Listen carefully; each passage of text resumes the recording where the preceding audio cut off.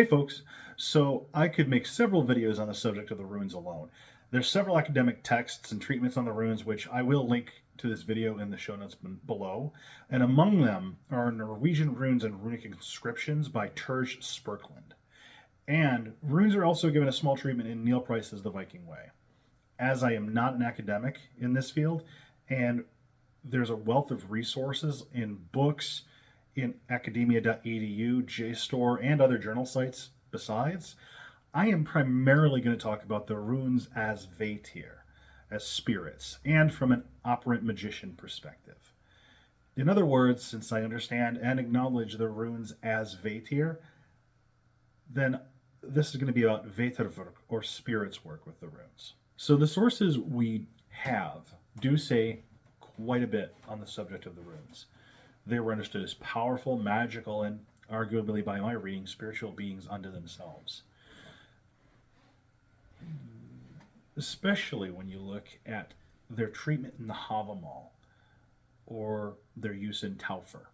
As Price puts it in his book, quote, they had at least some part to play in operative sorcery, and perhaps quite a prominent one, now seems secure, end quote, referencing the works of McKinnell et al. 2004 and MacLeod and Mies 2006. This is on page 62 of his work.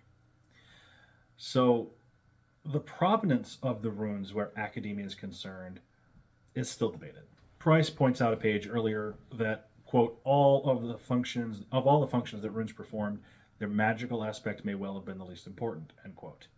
Since our concerns here are not as much academic as spiritual, while the writings of academics on the historical use of runes are going to be important to our purposes as heathens, they're also not guides on how we should proceed. Both existent translations and academic sources are helpmeets for us, not arbiters. So the rune poems, the Norwegian, Icelandic, Swedish, and Anglo-Saxon, can give us the means to understanding the Elder Futhark and the respective Futhark or Futhork each was written about. Their names, whether they're reconstructed Elder Futhark or that of the younger, or that of the Anglo-Saxon Futhork, hold clues to the other meanings of rune, mystery, and secret. It is worth remembering that many beings bear runes on their bodies in the stories. The Nornir bear runes on their fingernails. Sleipnir's teeth are etched with runes. Runes are found on the bear's paw and the wolf's claw, and on Bragi's tongue, on the sun itself, on Arvekr and Olsvither's ear and hoof, which are Suna's or Sol's horses, each respectively.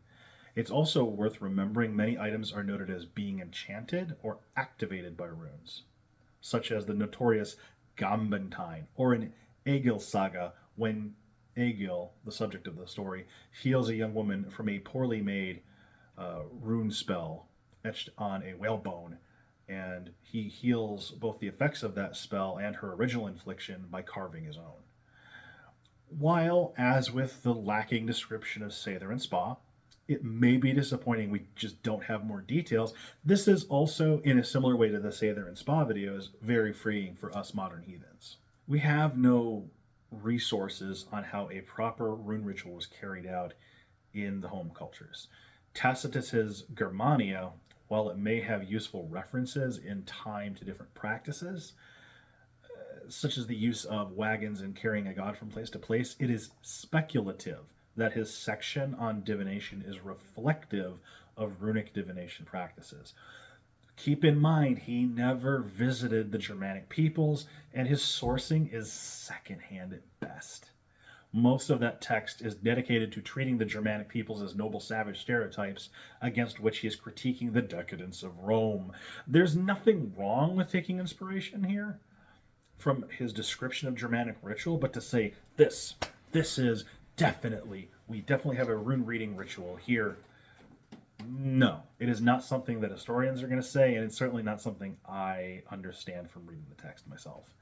This frees us from having to be hidebound, though, and it grants us a great deal of creativity in how we develop our rites and carry out divination and magic with runes.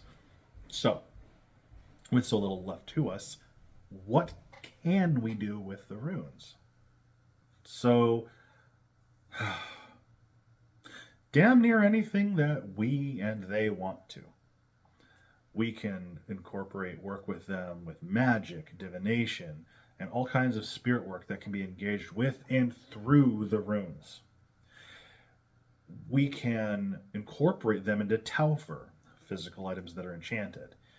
See Price, page 36. We can bring them into Galder, that is, song and vocal magic thought to be connected to the runes. Price, page 35. We can chant them in Leoth, that are magical chants or poems.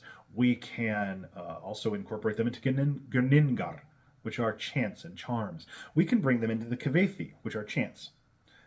They have powerful places in Trolldamr, which is often glossed as witchcraft or magic, and often involved in stirring up Vatir, according to the law books such as the Gulathing.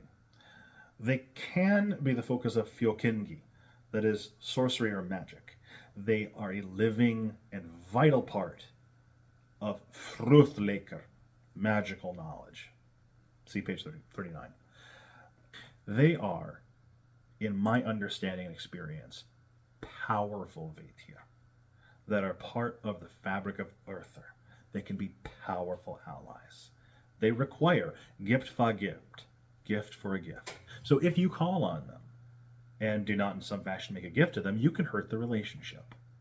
Now, given they tend to be mercenary, it's best to give that gift in your turn. Now, this is not to say that they are only cold and calculating and that your relationships with them will only be transactional. Now, they can be cold and calculating. They can also be warm, they can also be harsh, they can be generous, and they can also be neutral. They are beings unto themselves. Vatir are symbols that are carved and written on stone, on flesh, paper, and the weaving and the carving of Earther itself. They are sounds, reverberating echoes of the Gnungagap that form speech, the vowels and consonants, the means to meaning and magic. They are culture concepts that are embedded in each and every rune, in their names and their forms, in the poems, and in the words they themselves can inspire us to bring forward. They are Vatir, and they weave and they carve with us and all other beings in, on, around, between, and beyond the well and the tree.